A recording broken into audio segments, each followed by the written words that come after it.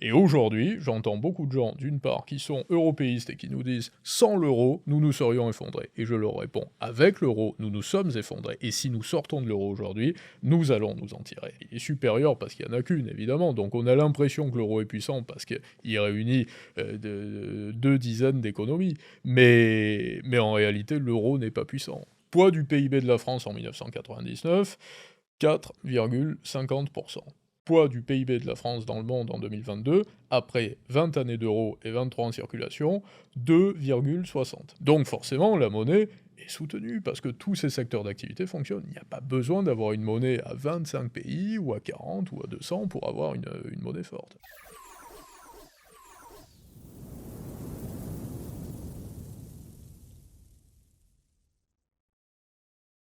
Bonjour à toute la communauté, bienvenue pour une nouvelle vidéo. Je suis Mathieu de la chaîne Libre et Riche et aujourd'hui, invité toujours spécial, Tom Benoît, comment ça va? Bonjour Mathieu, ça va très bien aujourd'hui. Top, bienvenue à la fois sur la chaîne YouTube et dans mon nouveau studio, Mmh. puisqu'on a ouvert ce studio de podcast clé en main sur Paris à la Tour Montparnasse. Qu'est-ce que t'en penses?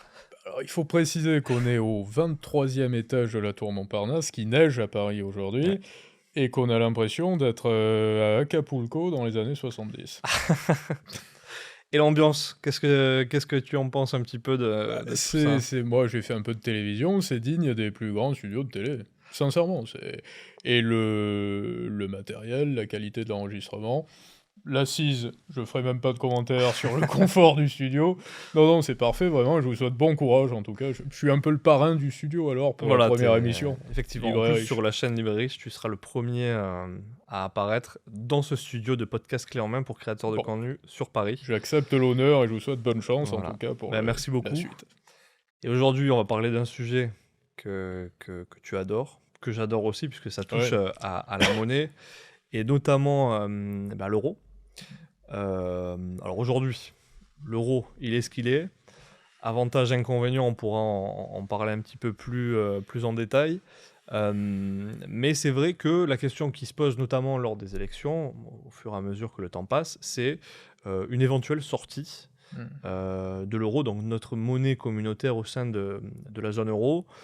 Quels seraient les avantages, les inconvénients et potentiellement les conséquences, qu'elles soient positives ou négatives, selon toi? Alors, c'est la meilleure question, à mon avis, le mieux, c'est de démarrer d'un point de vue très factuel, effectivement. Si on sort de l'euro sur une volonté purement française, ça veut dire que si la France, puisqu'on parle d'un point de vue français, prend la décision de quitter la zone euro de but en blanc, automatiquement, il y a un retour à la monnaie nationale, probablement une dévaluation de notre monnaie, et en retour, parallèlement ou paradoxalement, par rapport au point de vue de certains, à la souveraineté. Mmh. Ça veut dire que notre banque centrale redevient, la Banque de France, un organisme d'émission monétaire qui va frapper de la monnaie et qui va incarner le souverain monétaire. Je rappelle, comme je le dis souvent, que la souveraineté a plusieurs axes, et notamment la souveraineté monétaire. L'identité d'une nation vient de sa pratique linguistique, de son territoire, de Mmh. la qualité de ses exportations, de la qualité de sa population, de la qualité de contrôler ses frontières également, et également de sa faculté à générer de la monnaie. Il suffit pas de sortir de la zone euro. J'ai envie de dire, ce qu'il faut mettre à bas aujourd'hui, je le dis littéralement, parce que c'est presque un devoir générationnel, c'est le devoir de nos générations, des gens qui sont républicains en France aujourd'hui, c'est de mettre fin au carcan de l'eurosystème. Et dans l'eurosystème, il y a aussi la Commission européenne. C'est-à-dire Mmh. qu'il faut sortir de la Commission européenne et de l'eurosystème. Euh, on va y revenir, mais pour répondre précisément à ta question, il y aurait également une augmentation, par rapport à l'aspect nominal de notre monnaie, du coût de l'importation de l'énergie. Ce qui est probable. Pour un pays comme la France, qui a une capacité de production électrique qui a été sous-évaluée justement par rapport à l'euro, parce que je le rappelle assez régulièrement, si nous n'avions pas été sanctionnés littéralement par la loi NOM, qui a été votée sous pression de Bruxelles au début des années 2010, nous n'aurions pas été contraints de vendre 25% de nos capacités électronucléaires, et EDF, qui était quand même un fleuron national, Mmh. n'aurait pas connu la chute qu'il a connue. Et qui était une entreprise qui avait quand même aucun risque, aucune chance de dégringoler, et Bien qui a sûr, ouais. été amenée à une situation catastrophique. Donc, à partir de là, on pourrait prendre des décisions Par rapport à notre facilité également, d'actes de création monétaire très directs entre notre banque centrale et nos organismes d'investissement, par exemple dans les petits réacteurs modulaires, qui est une technologie, en vogue aujourd'hui parce qu'elle correspond, là aussi on pourra y revenir avec plus de détails, aux contraintes écologiques, aux contraintes monétaires également parce qu'elles sont moins consommatrices à l'installation de monnaie et de liquidité que les EPR, et on pourrait redevenir un gros pays souverain en électricité. Donc ça veut dire que, d'une part, effectivement, il y aura une augmentation de l'importation de l'énergie, mais finalement, on peut fabriquer de l'énergie en France, si on a de la souveraineté. Et d'autre part, nos grosses entreprises, elles sont quoi? Sont des entreprises de services. Je veux dire, j'ai une bonne nouvelle pour les défenseurs de l'euro, c'est que, grâce à eux, le pays a été désindustrialisé. Donc aujourd'hui, une augmentation temporaire très limitée de l'importation de l'énergie ressemblerait plus ou moins à ce que nous avons connu par rapport à des conflits dans lesquels nous nous sommes nous-mêmes de surcroît fourvoyés, c'est-à-dire je dirais pas la défense active de l'Ukraine, parce que le sujet n'est pas de dire non, mais il faut pas se mouiller dans les conflits diplomatiques. Au contraire, je veux dire, si j'étais aux manettes aujourd'hui, je ferais de la France un grand pays de diplomatie. Je ferais pas ce qu'Emmanuel Macron a fait de la diplomatie française. Donc je veux dire par là que là où nous avons eu tort, c'est de ne pas prendre les bonnes mesures, autant pour les Ukrainiens, pour les Russes également, qui meurent au combat, parce qu'on ne peut pas se réjouir de la mort d'un Russe comme d'un Ukrainien, et d'avoir disposé la France dans la situation dans laquelle elle a été sur le plan énergétique. Donc nous connaîtrons sensiblement ce que nous avons connu par rapport à un conflit ukrainien. Sur le plan nominal, il y a beaucoup de sociétés avec un franc qui s'appellerait franc et qui retrouverait une nouvelle valeur, ce serait pas dramatique non plus. Il y a des sociétés qui généreraient beaucoup plus de liquidités avec un nouveau franc, sur le plan nominal. Donc je pense à des sociétés comme LVMH notamment. Je prends LVMH, c'est intéressant LVMH parce que c'est la régie Renault un peu des temps modernes, LVMH. Et c'est un groupe familial. Bernard Arnault est né à Roubaix, il est profondément français, il a légué de son vivant à ses héritiers, Antoine principalement, sa société, il y a une bonne entente familiale, il est toujours très présent, et en même temps il a fait exactement ce qu'il fallait pour que l'entreprise fonctionne, c'est-à-dire pour devenir l'homme le plus riche d'Europe, et tour à tour, de temps en temps, l'homme le plus riche du monde. C'est-à-dire qu'il a composé entre le fait d'être un commerçant de très haut niveau, et un acteur très actif de la mondialisation lorsqu'elle est apparue. Ce qui a fait un succès sans précédent. Il a su manier avec brio ce système-là. Donc je veux dire, alors après il y a une part plus sombre, c'est pas le cirage de pompe de Bernard Arnault, c'est pas la question, mais je veux dire, c'est la société qui représente le mieux la France, autant dans sa grandeur que dans ses travers. Parce que ce qu'on voit chez LVMH, c'est que LVMH vend aujourd'hui le prestige français, mais qu'ils ont été contraints de délocaliser, et là on peut pas jeter la pierre à LVMH, parce qu'ils l'ont fait pour être concurrentiel, comme toute société qui aurait pu marcher, parce qu'on peut reprocher à LVMH qui a gagné maintenant de ne pas avoir fait ce qu'il n'a pas fait s'il avait perdu, mais qu'il aurait forcément conduit sur l'autoroute de l'échec. Mais en attendant, ils ont fait ce qu'il fallait pour que ça fonctionne par rapport au carcan à la fois européen et français, et c'est devenu la grande société qu'on connaît, mais qui fait 40% de son chiffre d'affaires en Asie, hors Japon, hors Moyen-Orient également. C'est ce que j'allais dire aussi, c'est-à-dire que en règle générale, une société, elle délocalise, il y a en règle générale deux grands motifs. Le premier, effectivement, c'est les coûts de production qui sont généralement plus bas dans les pays étrangers, notamment les pays asiatiques ou africains ou autres, par rapport aux pays européens, ou plutôt européens, mais de l'Ouest. De l'Ouest, parce qu'il y a la Roumanie. Exactement. Voilà. Et après, le deuxième motif qui est aussi se rapprocher tout simplement des consommateurs. Et aujourd'hui, effectivement, la plupart des consommateurs de LVMH sont asiatiques. Tu le disais, 40% du chiffre d'affaires. Donc, c'est pas la moitié, mais presque. Donc, c'est normal, en tout cas, qu'il y ait une partie qui parte a priori. C'est le Moyen-Orient, l'Asie, les États-Unis, encore un peu. Et je crois que le chiffre d'affaires en proportion, en pourcentage des ventes de LVMH en France, c'est 4%. 4 à 5% du total. Voilà, donc bon. Pour revenir sur le thème énergétique, je fais l'avocat du diable exprès pour qu'on puisse voir un petit peu, essayer de pousser J'accepte. jusqu'à tes derniers recoins, entre guillemets. Donc tu disais, effectivement, on est producteur Tu ne seras pas le premier diable européen. Ou Tant mieux. européiste. Ah non, mais moi, je prends pas parti, je pose des questions. Du coup, ce que je disais, effectivement, la France est producteur d'énergie, d'électricité, vecteur énergétique, si on va être plus précis. Mais c'est vrai qu'aujourd'hui, la France, par exemple, ne produit pas de pétrole. Non. Et donc, si effectivement il y a une dévaluation, quid de l'impact de cette dévaluation sur les importations pétrolières notamment, qui ne peuvent pas être d'origine française ni même européenne, par exemple?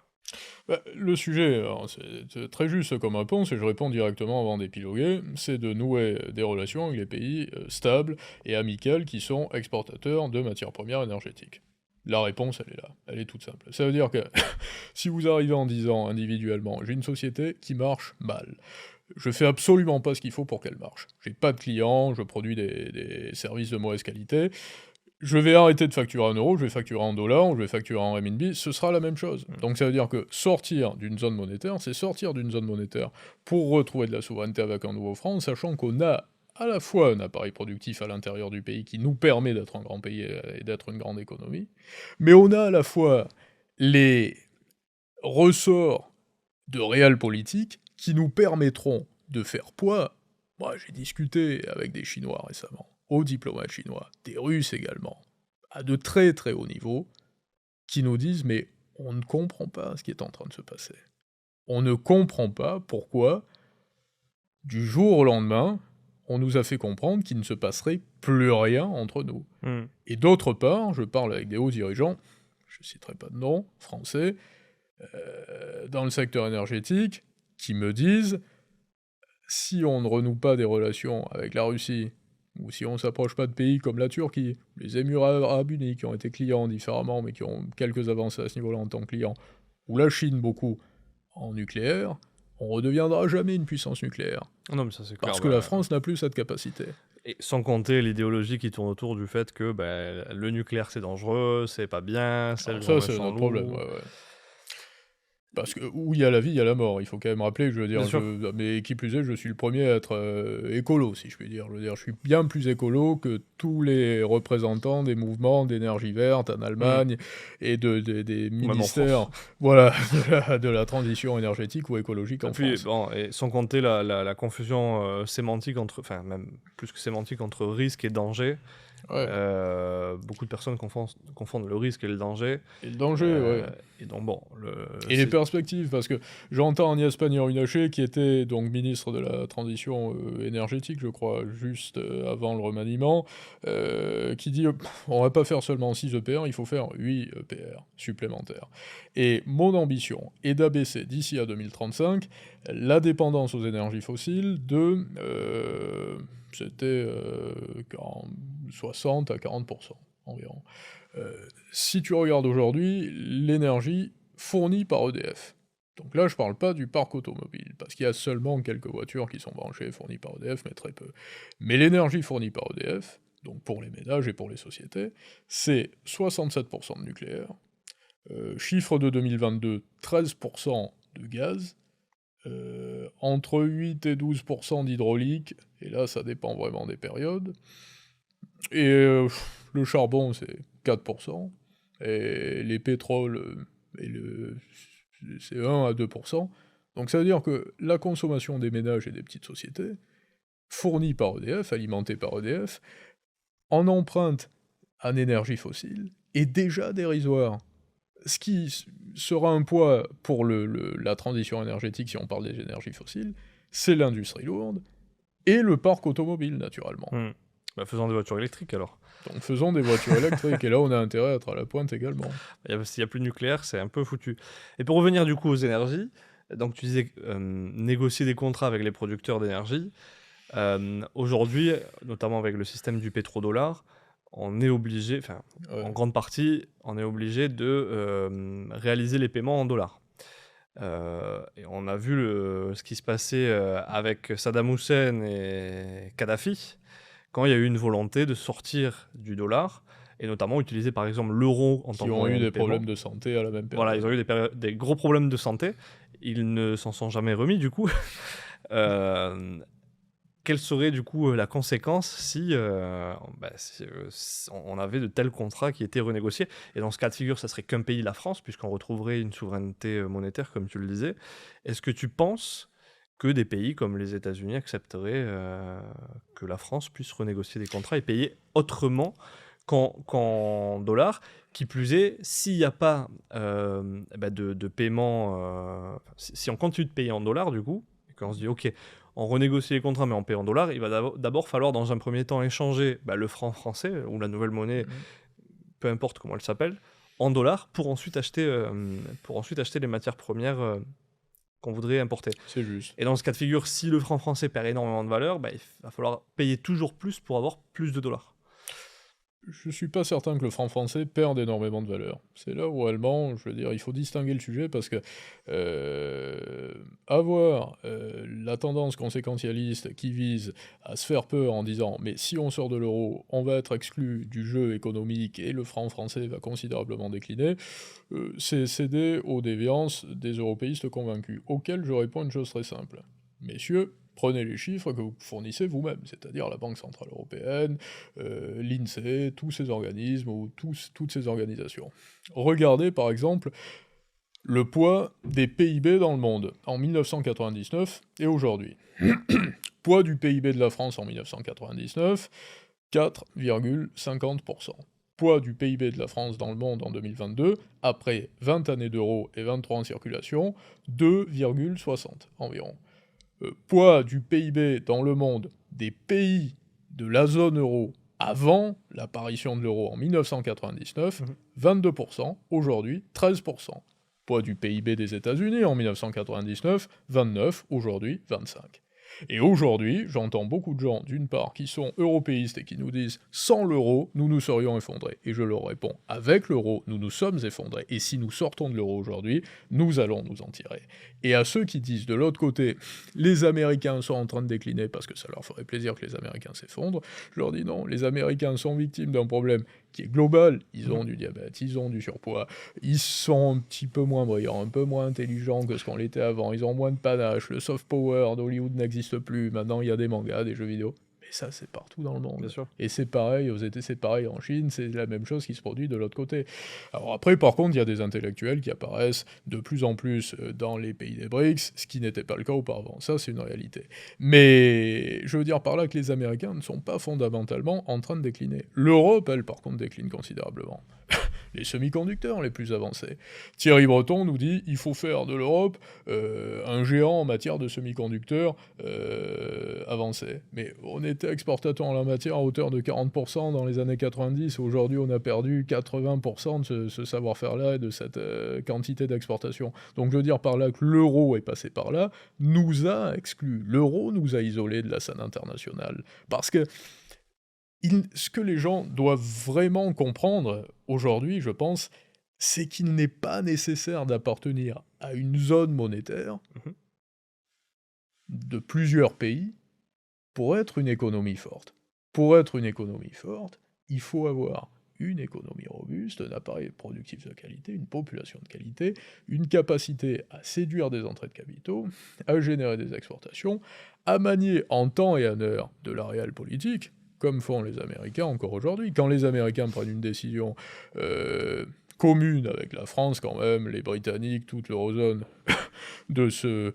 qui consiste à se dissocier des Russes et donc à se priver de l'énergie russe, ils augmentent de 40% entre 2022 et 2023 leurs exportations vers l'Union européenne de gaz naturel liquéfié, et ils augmentent également le montant de ces exportations de 30 à 40%. Donc ils font vraiment de la réelle politique.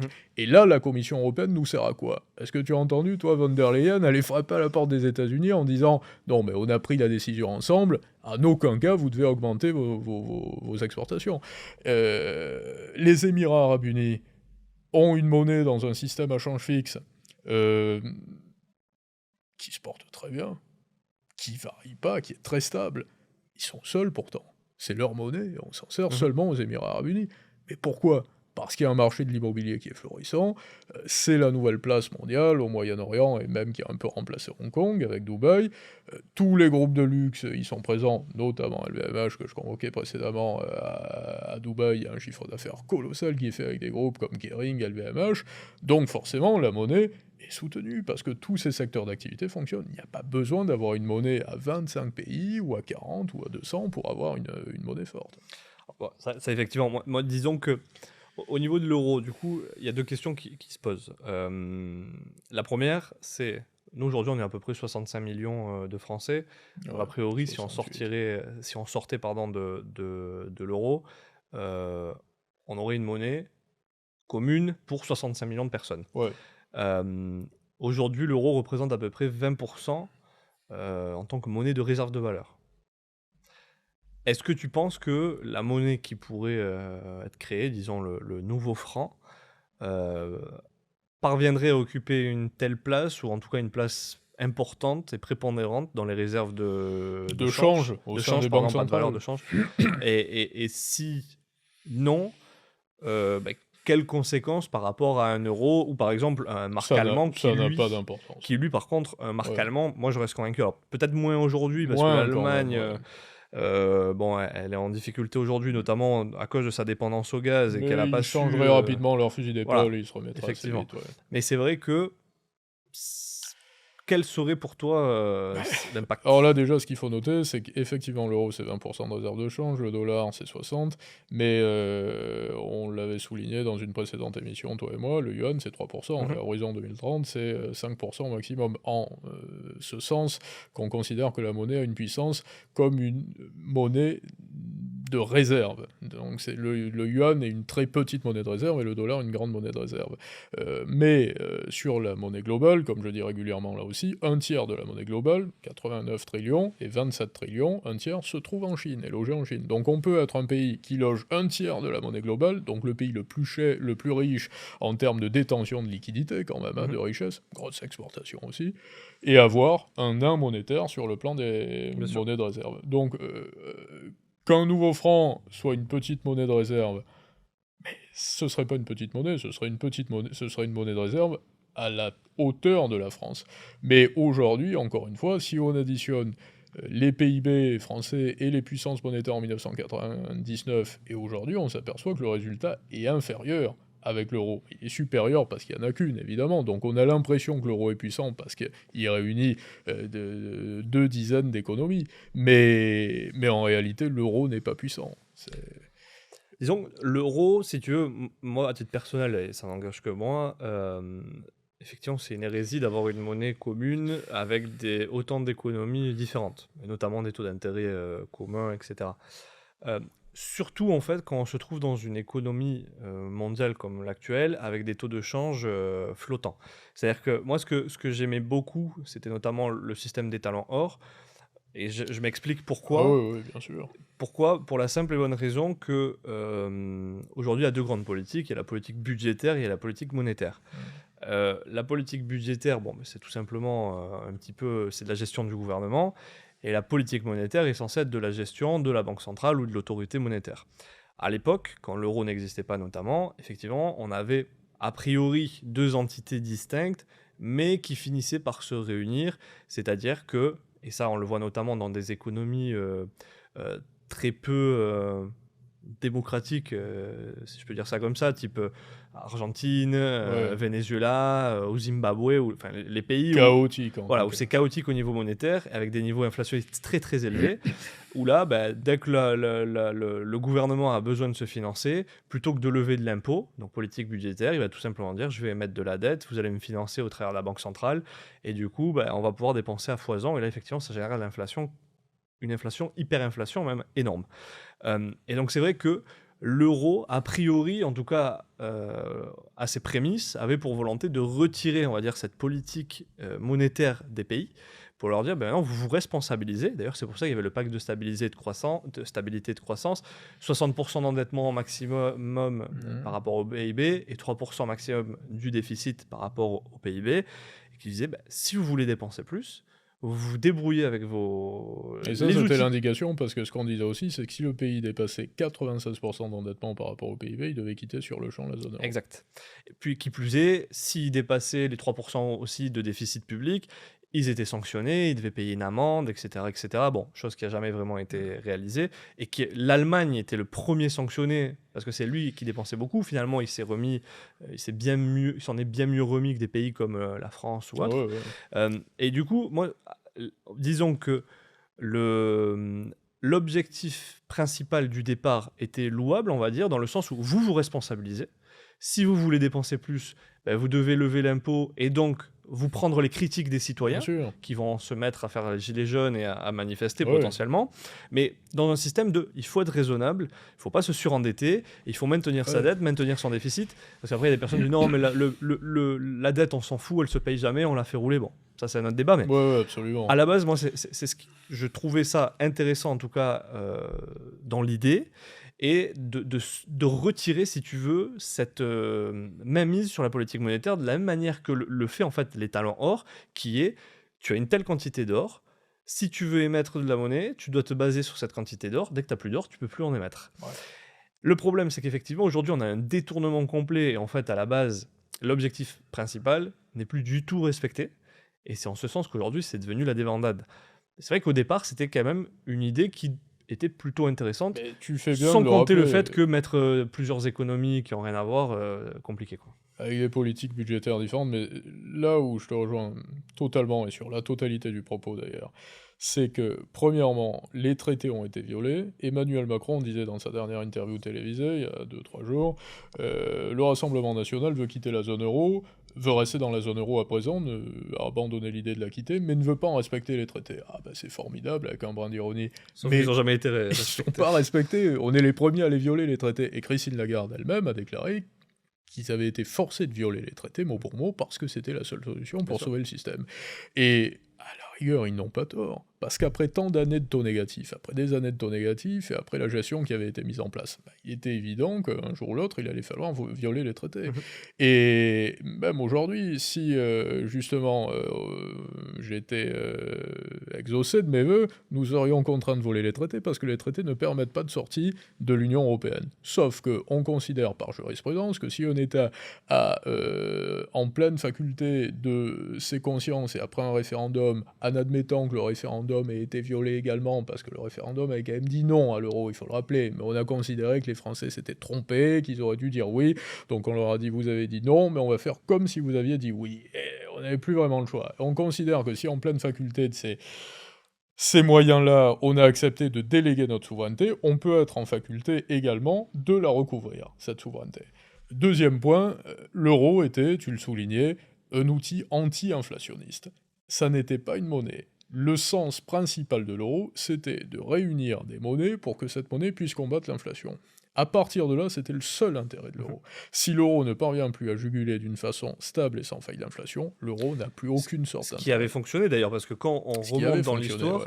on avait quand même des taux d'intérêt supérieurs à 10-13% dans les années 80. Alors bon, il y avait le pic pétrolier, le choc pétrolier, mais c'est vrai qu'à partir de l'entrée dans l'euro, tu vois que les taux d'inflation chutent, les États cherchent à Ouais, faire mais il des y avait réformes. beaucoup de croissance quand même Oui. intérieure. C'était pas un problème, Bien hein, sûr, je veux dire. mais C'était vraiment pas un problème. que- ce que- Ça, c'est un peu comme la dépense énergétique. Si tu dépenses beaucoup d'énergie, mais que tu fabriques beaucoup d'énergie, il n'y a pas de problème. Bien sûr. Voilà. Voilà. Et ce que je veux dire, c'est qu'effectivement, par la suite, et notamment 2008, et puis qui plus est 2011 avec la crise grecque, voilà, effectivement, c'est devenu du grand n'importe quoi. Et ne serait-ce que le quantitative easing consiste à racheter les dettes publiques. À la base, la Banque centrale, justement, pour C'était garder interdit son d'acheter, indépendance, absolument. ne serait-ce que pour garder son indépendance, ne devait pas racheter des obligations d'État. Ce qu'elle fait aujourd'hui, alors elle est censée plus le faire, mais elle le fait encore. Et en fait, pour Mais moi, ça va c'est même plus loin, il y a les obligations vertes maintenant, Oui, de bon. Bercy. La Bercy a encore levé des milliards en obligations vertes. Ouais, ça parce veut que dire ça fait bien de rajouter vert à, Ouais, mais ça à veut dire chaque... surtout qu'on imprime de la monnaie en disant cette monnaie va être imprimée pour tel secteur. Donc on fait grossir la monnaie qui était jusqu'à présent un outil quand même de liberté, c'est-à-dire le meilleur allié de la main invisible qui permettait de répartir les richesses et de générer de la richesse, de la matérialiser, et tracer d'avance. Maintenant on s'endette uniquement.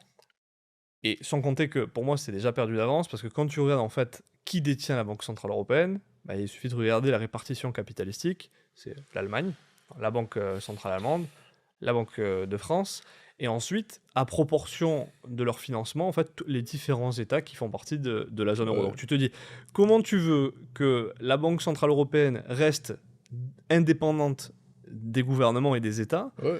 quand ses actionnaires, donc ses propriétaires, sont les États? Mais ça n'a aucun C'est sens. Ça absolument n'a impossible. aucun Il n'y a sens. pas de sens fédéral. Mais là où c'est paradoxal et schizophrénique, c'est que sans être un État fédéral, c'est-à-dire une organisation fédérale, on est allé plus loin que les États-Unis, qui sont quand même un peu plus souverains, on va dire, que ce que l'Europe est souveraine, puisque Mhm. les États-Unis partagent la même langue, la même histoire, la même culture.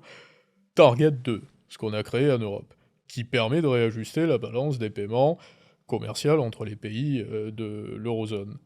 Les Américains ne l'ont jamais mis en place. Ça veut dire qu'aux États-Unis, si tu as un État qui est déficitaire sur le plan commercial par rapport à notre État qui est excédentaire, par exemple tu prends le Texas qui fait entre 9 et 11% du PIB américain, Nebraska qui a un petit État à côté, le Texas va avoir une balance commerciale largement excédentaire par rapport au Nebraska, le Nebraska réajuste, est contraint de réajuster sa balance et de s'acquitter du passif qu'il avait vis-à-vis du Texas. Et en Europe, c'est pas du tout le cas. Ça veut dire que les pays qui sont déficitaires ne s'acquittent jamais de leurs dettes. On l'inscrit sur le registre de compte Target 2. Donc le système européen, là où c'est intéressant à noter, c'est que j'aimerais vraiment en parler avec quelqu'un qui est à la fois structuré, aux commandes, et européiste convaincu, pas trop corrompu, pas trop malhonnête, et lui dire mais Il y a tu demandes beaucoup de choses je là. demande beaucoup de choses, mais je veux dire, et il doit y en avoir, et lui dire, mais regardez très sincèrement, même quand votre système tient, vous vous apercevez qu'il tient sur une supercherie, ou sur une bombe à retardement. J'en parlais avec Jacques Delarosière assez récemment, l'ancien directeur général du FMI, je le visite régulièrement, il est brillant, je suis très heureux de l'avoir connu assez tard, il a 94 ans et d'une lucidité impressionnante, et on buvait un café dans son bureau au siège de la BNP, pas loin d'ici, et je lui parle de Target 2 en lui disant Jacques, c'est une bombe à retardement, ce système Target 2. Et il me dit non, mais c'est pas une bombe à retardement, c'est une bombe tout court.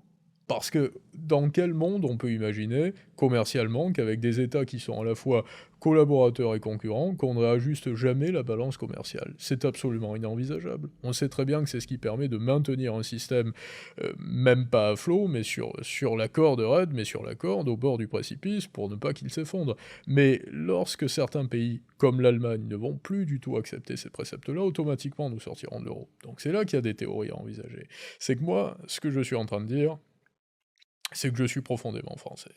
Et c'est que j'ai envie de dire à nos générations, réveillons-nous, il y a quelque chose à sauver. Ne le laissons pas passer.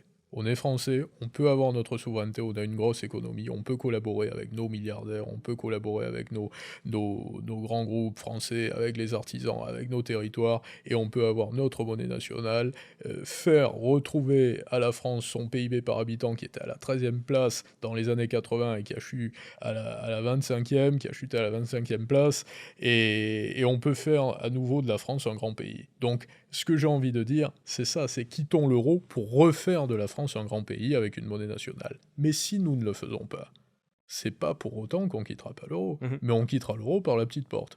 Ce sera peut-être mieux que de ne pas le quitter, mais je veux dire, ce qui va se passer, c'est que quoi qu'il en soit, il y aura une sortie de l'euro.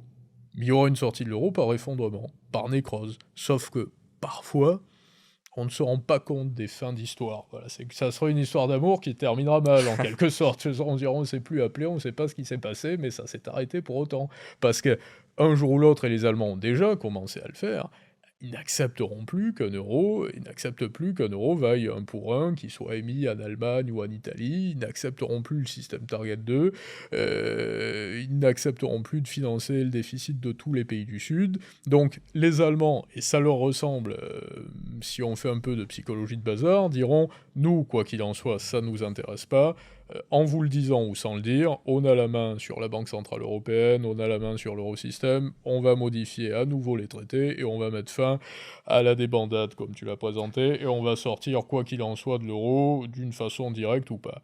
Ou alors il va y avoir des pays du Sud qui vont commencer à bien éponger leurs dettes, les PIG, Petit cochon. Voilà, on se moquait de moi il y a quelques mois, quelques années, quand je disais il y a des pays qui ont une économie qui repose sur du tourisme, ceux-là s'en sortiront toujours. On me dit l'économie et le tourisme, ça n'a rien à voir, ça n'a absolument. Et là, on s'aperçoit que les pays qui ont la plus forte croissance sont les pays qui ont des industries touristiques, justement. Et que l'Allemagne est en récession, parce qu'on est dans une période qui va être largement inflationniste. En France, on est dans une période sur le plan monétaire qui va être totalement restructurée. Et donc, il est possible que ces pays-là, qui n'étaient pas européistes, qui n'avaient pas vraiment d'intérêt, qui ont profité du système européen, mais on le dit de l'extérieur, parce que quand on parle de la Grèce en disant on a financé la Grèce, on les a quand même mis dans une situation assez catastrophique également. Je veux dire, pour un Grec, il aurait mieux valu ne jamais intégrer l'euro. C'est bien beau de dire de l'extérieur, on leur a fait un cadeau, on leur a signé des chèques. Mais il est possible que ces pays-là s'en sortent et se disent, mais nous, maintenant qu'on a retrouvé des gestions, c'est-à-dire des façons de structurer nos économies qui sont simples et nos économies qui sont florissantes, on quitte l'euro et on fait comme avant, on s'en sort très bien sur la scène internationale, à notre niveau, quoi qu'il en soit, on sera jamais des géants, la Grèce restera que la Grèce. Donc ça veut dire qu'il y a trois options, soit un grand pays comme la France, parce qu'il y a deux grands pays, Allemagne et France, un grand pays comme la France qui dit, nous ce qu'on veut c'est la souveraineté, et qui plus est, je n'ai pas l'impression d'être le seul. Quand je marche dans la rue, quand je parle à du monde, je rencontre beaucoup de gens qui me disent on a perdu notre souveraineté en France. On a envie de retrouver notre souveraineté. On a envie de pouvoir travailler comme on veut travailler dans les territoires. On n'a pas envie d'avoir les dictats européens pour les Nutri-Score, sur l'alimentaire. On n'a pas envie d'être sanctionné sur les fruits et légumes, d'être normé. On ne veut pas tout ça. On veut notre souveraineté. Donc il y a un élan de souveraineté en France qui a été perdu, que les Allemands n'ont pas perdu. Premièrement, parce qu'ils ont été beaucoup mieux gérés que nous. On ne peut pas reprocher aux Allemands de défendre leurs intérêts. Ils les ont défendus, notamment par rapport à leur stratégie énergétique, longtemps. Après, ils ont pris un mauvais tournant, mais ils ont défendu leurs intérêts. Ils s'en sortent d'ailleurs bien mieux que nous, malgré tout. Et donc, voilà, nous, si ça se fait, ce sera par volonté de regain de souveraineté. Les Allemands, ce sera par volonté de sauver leur appareil qui fonctionne et qui va être sanctionné par la machine européenne, et si ce sont les pays du Sud, ce sera pour sauver leur système qui peut être que sanctionné par un comptable beaucoup trop gros et beaucoup trop onéreux par rapport à leur économie. Du coup, mot de la fin, selon toi, quel sera le scénario le plus probable? Alors le scénario le plus probable, étant donné que pour une fois j'ai pas envie d'être pessimiste, puisqu'on me le reproche assez régulièrement, c'est de se réunir, et je le dis très sincèrement, de tous bords. C'est pas un appel à l'insurrection, mais j'appelle tous les souverainistes de France, de nos générations plus âgées, et de se réunir littéralement, intellectuellement, d'écrire des papiers, de continuer à faire des vidéos, de se manifester, pas dans la rue, et pourquoi pas, mais je veux dire de se manifester pour dire « nous voulons absolument incarner une France qui gagne, sinon notre jeunesse va partir à l'étranger, elle est déjà en train de le faire, nos appareils productifs vont être réduits à néant d'ici quelques temps, et on veut à nouveau imprimer notre monnaie, on veut un retour à la monnaie nationale, on veut pouvoir diriger notre pays non pas via le prisme de la Commission européenne et d'eurodéputés qu'on ne connaît pas, on veut avoir des députés qui sont élus directement, on veut voter parfois par référendum, on veut avoir des représentants politiques qui soient dignes aussi, parce qu'il y a un problème de dignité dans la classe politique. Je veux pas être insultant, mais la classe politique aujourd'hui n'est pas digne. Pour de multiples raisons, mais parce qu'elle n'assume pas ses responsabilités, parce qu'elle a osé faire un hold-up avec la République. Il y a des gens qui n'étaient absolument pas, qui sont pas malhonnêtes, qui sont pas incapables, mais qui n'étaient absolument pas en capacité pour être aux fonctions auxquelles ils ont été hissés. Donc ce que je veux, c'est que... Il y en a un qui a 1,6 million, qui a jamais travaillé dans le privé, mais pourtant il a un bon poste là. C'est assez incroyable, je veux dire, il y a quelqu'un qui passe d'une école alsacienne à un cabinet qui devient un Premier ministre ensuite, c'est du jamais vu, c'est vraiment du jamais vu. Je sais pas comment il a fait tous ses sous sans jamais avoir travaillé réellement de sa vie. Et il y a des gens qui sont impressionnants à ce niveau-là. Mais... Ils sont forts, hein. Donc ce que je veux dire, c'est qu'il faut vraiment que tous les souverainistes et tous les gens qui veulent gagner de l'argent également se réunissent et se disent « on veut faire de la France un pays puissant ». Comme je disais, l'euro ne nous a pas sauvés, l'euro nous a amenés à la paralysie. PIB par habitant, PIB français sur la scène mondiale, poids de la monnaie en proportion par rapport aux monnaies nationales, grandeur du pays, tout a diminué depuis une vingtaine d'années. Donc je veux qu'on se réunisse et je veux qu'on porte ce projet, comme disait quelqu'un, c'est-à-dire, mais là dans le sens inverse, ne faisons pas semblant, redevenons à nouveau pleinement français et ayons un retour à la monnaie nationale. Écoute, je te verrais bien à la place de Bruno Le Maire. Bah, pourquoi pas. En tout cas, merci beaucoup pour cet échange. Ben, merci à toi, Et c'est puis, toujours un plaisir. au plaisir, une prochaine intervention. Peut-être dans ce décor, peut-être dans un autre. Bah, en tout cas, on se sent pleinement à l'aise ici et je vous souhaite bonne chance dans toutes vos activités. Merci beaucoup. Bah, je te renvoie les bonnes chances et puis une bonne année 2024 du coup, puisque Meilleurs vraiment vœux et début d'année. meilleurs vœux à toute l'équipe Librairie Riche et à toute l'équipe qui t'accompagne également, que je connais, que je salue et qui est particulièrement accueillante, brillante et sympathique.